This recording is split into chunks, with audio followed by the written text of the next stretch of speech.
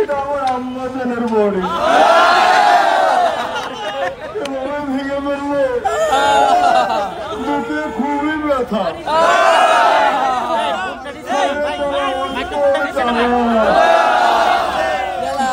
অন্তরটা কালা হয়ে গেছে।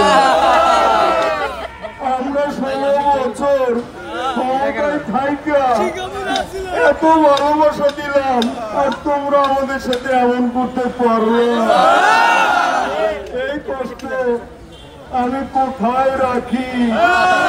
বুকে বড় ব্যথা। তুই কি কখনো ভালো হবে না?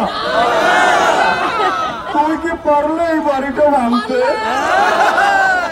তোমাকে চাকরি দিলাম, তোমাকে সব দিলাম, তারপর আমার বাড়িটা ভেঙে দিলাম।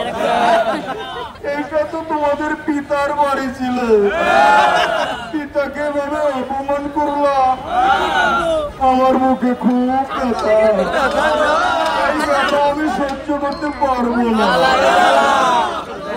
আমার আম্মা জান ভারতে চলে গেছে, আর আমি কোথায় আছি আমি নিজেই জানি না।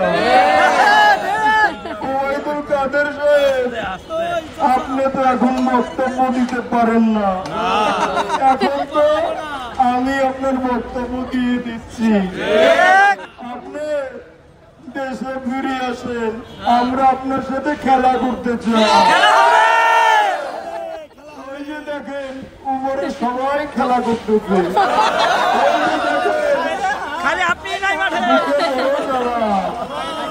অন্তর জ্বালা। মোদী সাহেব, আপনি তো ভারতে বসে সব দেখতেছেন। 16 বছর আওয়ামী লীগকে আপনারা অনেক কিছু দিয়েছেন, এবার একটু আমার বাড়িটা রক্ষা করেন। বাড়িটা তো শেষ হয়ে যাচ্ছে, আপনাদের না বড় বড় কামান আছে, একটা পাঠাইয়ে দেন। ওই যে শুভেন্দ্রনাথ, সে বলছে 2-3টা ড্রোন দিয়া সে বলে সব ধ্বংস করে দিবে। আপনি ড্রোন দিয়ে আমাদের বাড়িটা রক্ষা করতে পারলেন না। এই কষ্ট কোথায় রাখি? এই বললে আমার বক্তব্য